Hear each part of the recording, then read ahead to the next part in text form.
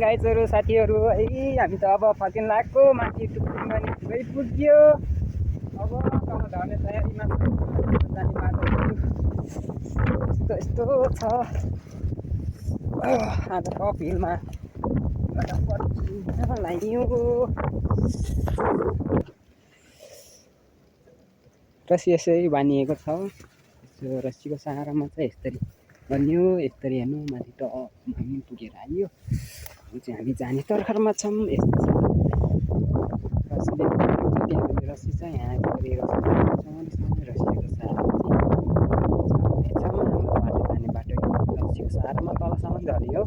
अनि हाम्रो चाहिँ यतातिर पर्ने भएको भएर यसको पहाडको परतिर पर्ने भएर हाम्रो चाहिँ नजिक छ। हाम्रो साथी झर्ने हुन्छ। अनि अब झर्ने साथमा झर्नेछु। अनि उतातिर हुनुहुन्छ, कोही उतातिर हुनुहुन्छ भनेपछि त्यहाँबाट अर्को बाटो रहेछ है।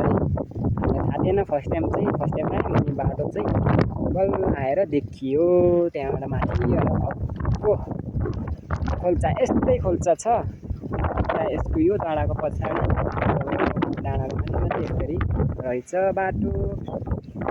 यहाँदेखि नजिक पर्छ, त्यही भएर हामी चाहिँ बाटो भएर झर्नेछौँ। ठिक छ नि? ओके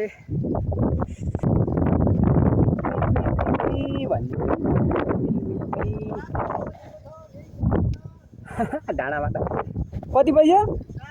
ओ माई गड, अब हामी कति बजी पुग्छौँ? यहाँ धेरै टाइम छ, धेरै टाढो लामो बाटो छ। बस भेटाउन जानुपर्ने छ। 6 बजे हिँड्छ है हाम्रो बस। 1.5 घन्टा मजाले पुग्छ होला सायद। हेर्नु यसरी रस्सी पकाउनुपर्छ, यसरी झर्नुपर्छ है। एउटा रस्सी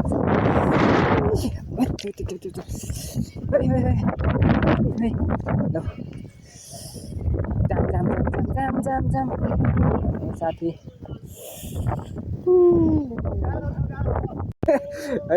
चिप्लिनु भयो। हेर्नु है राम्ररी पुरा चिप्लिन्छ। रस्सी चाहिँ नछोड्नु होला है।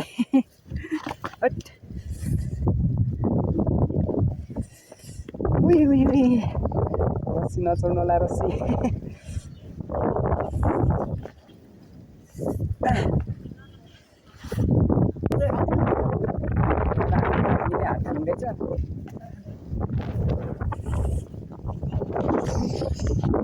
जम्पिङ यस्तरी जम्पिङ।